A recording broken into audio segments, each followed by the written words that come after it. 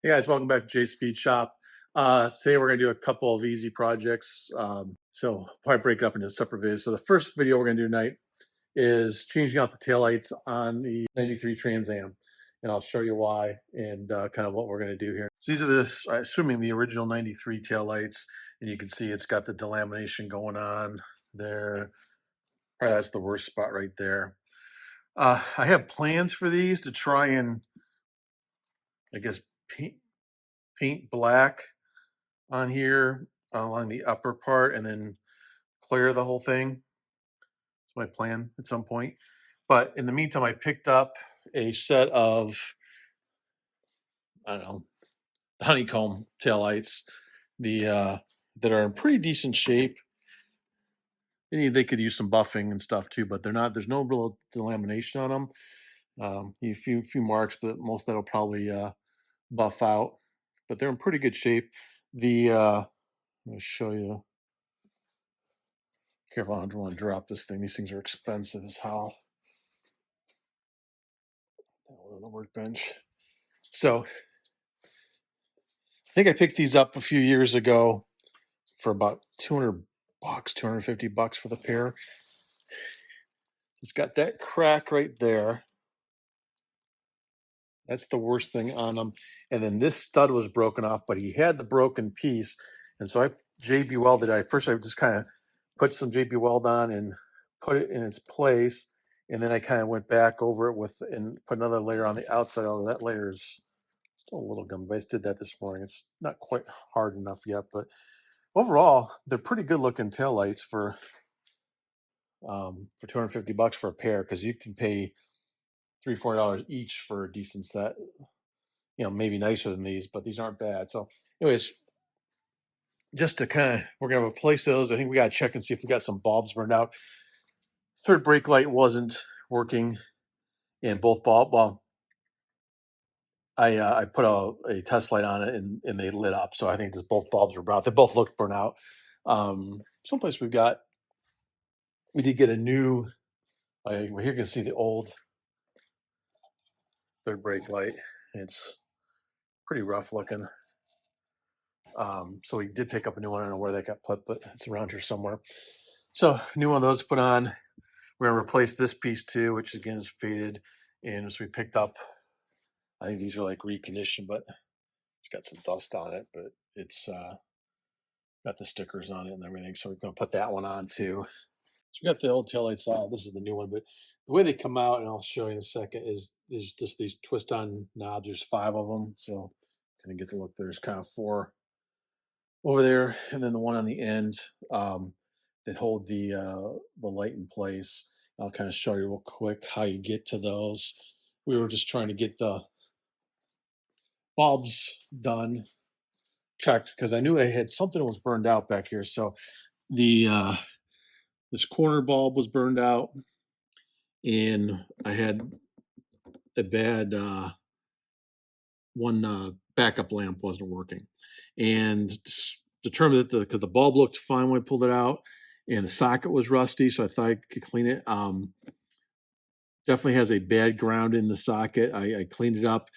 I put my test light on a piece of good metal, clean metal in the socket, and touch the positive, and it doesn't work. But if I put my negative on my test light up here on the body and touch the positive in the socket, the lights right up. So somewhere down in this fitting is corroded and no longer making a ground. So I just ordered one of these off of Rock Auto. It was like 25 bucks for a new one. It looks like the exact same thing.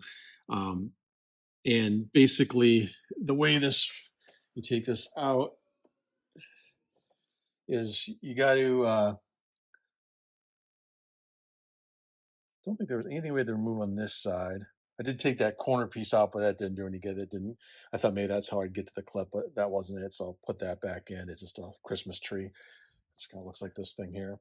You have to loosen up the spare tire because that on this side you can't get your hand, or the layer of the spare tire is almost touching that wing nut on the corner. So I had to take the spare tire out, and then to take this side panel out, there's 3 and they're kind of tore up. I'll blame it on previous owners, but this back one's actually kind of melted. the I don't know if it's because it gets so much heat back here. You can see it's kind of gooey there. But there's these panels. If I can get that turned around. These little screws.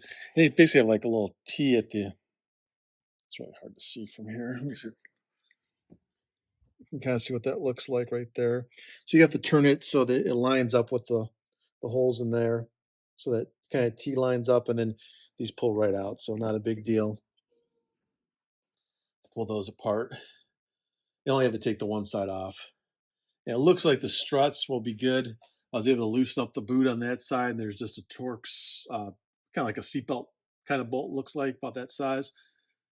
Hold that in the strut, and then these ends are just again the spring clip. So this should be pretty easy. My son just ran to the parts store to get a couple of bulbs that were burned out. So we had to get the two for the third stoplight and then the one for this corner here. Actually, I had just told him to get two of each and replace both those corner ones because the one had an orange bulb in it that didn't work. Not sure why it had an orange bulb behind that's just somebody just threw it in what they had at the time, I guess. So he's gone. I'm gonna clean up, just spray some wireless wash on this back thing here and get some of this dirt off of this thing. And then when he gets back, we'll pop the bulbs back in and test them out. And I didn't even think to check that one and make sure that wasn't the socket that's bad versus the bulb. But yeah, the bulb looked pretty crappy. So anyways, we'll get those in and we'll put these new used taillights on. So there you can see we got the new taillights in. Um, installation went fine. The piece that I JB welded held good. So far so good. Sorry, kind of got the garage door up, so it's hard to see. Got the new centerpiece in, and then got the new tail light or third brake light in, new bulbs, so everything works. The only thing that doesn't work, I think I already covered this, but my backup light doesn't work here. I've got a bad socket. The socket was all corroded, and I cleaned it up. And if I ground to the body, it works fine. But if I ground to the socket, so I think that it's corroded back into the wire, back into the sealed part of the socket. So I ordered Rock Auto had a new part, so $22, got a new one on the way. We'll fix that and be good there. The next one is we're going to actually replace the struts for the hatch. The hatch will not, you can see, goes up and it just goes right back down if you let go of it. So I think they used to stay up themselves when we first got it, but they weren't very strong. And so I got some new ones. They do make, you got to be careful when you order them because they make some for cars that have the spoiler. This one's got the big spoiler on it, and some for don't. So I ordered ones, and they were kind of middle of the road price wise off Rock Auto. That say they're for this with the spoiler. So hopefully they'll work. They look like they're fairly easy to put on. I've done the ones like in the trunk of a G body before. I haven't done these big ones before, but it should be the same basic idea, and they're pretty easy to get to. The one end for sure. And I'll flip the camera around.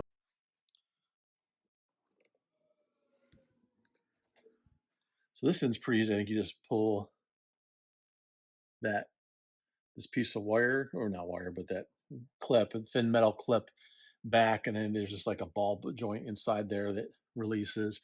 The front ones, I'm not sure. They may have a bolt through them. I'm hoping we don't have to take those side panels off because you got to take half the freaking interior off to do that. So my son seemed to think we do. So we'll see. I'm hoping that's not the case because I really don't feel like pulling the back seat out and all the other stuff you have to do to get to those. So if that's the case, that might not happen tonight. If we got to take it all apart, but I got to find something to prop this up so I can look at it closer and see. I'm hoping just be able to pull those rubber boots back all the way, and you can see it's got like a rubber boot around it.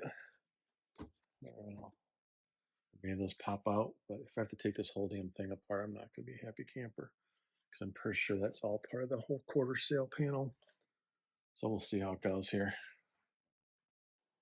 So one of the issues with removing the struts that we ran into was that this little rubber piece has to be moved, and so it's not too hard to move out of the way, and that's really just to make sure that water doesn't get in, behind that pillar there. But the one issue that we ended up running into, and you'll see here in a minute, is that that panel gets in the way, and we hoped that we wouldn't have to remove it, but eventually we did have to. and it's kind of a massive pain in the ass to remove. Mainly to take it off, you have to remove like a little clothes hook, and it's hard to remove, and you have a chance of scratching the plastic and damaging the hook as well. So we found that we had to do that because you really can't get to the strut to remove it without taking that off, and it just actually makes it so much easier, and you also lower the risk of actually snapping the plastic as well. And then once we were able to take off the side panels, it's the same process for both struts. We were able to just screw it back in, put the little cover back over it, and then pop it back in on the actual door itself. And then we had two new struts, and they were able to support the door, and it was like it was brand new.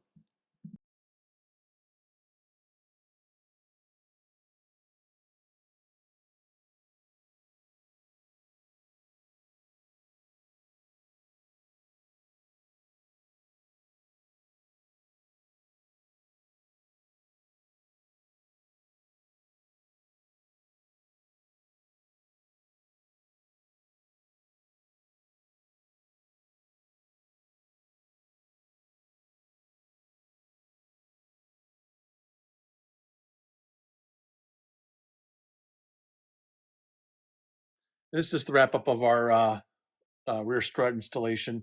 So it was a T50.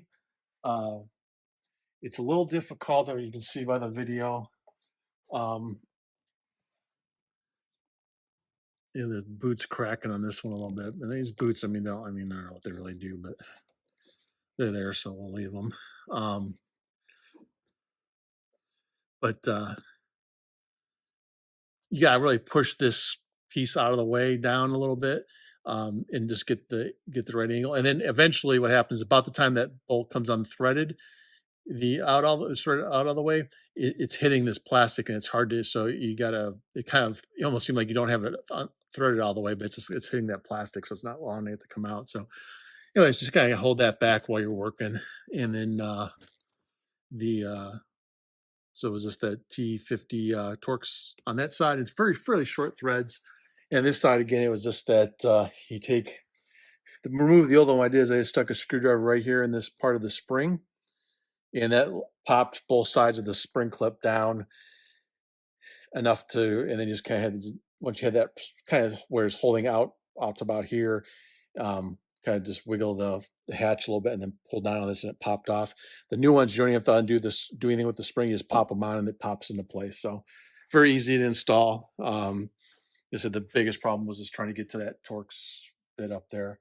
So wraps up today's video. So if you liked it, please subscribe. Appreciate it. If you like and subscribe, if you got comments, you got questions. Not always the best about getting to questions, but I will eventually.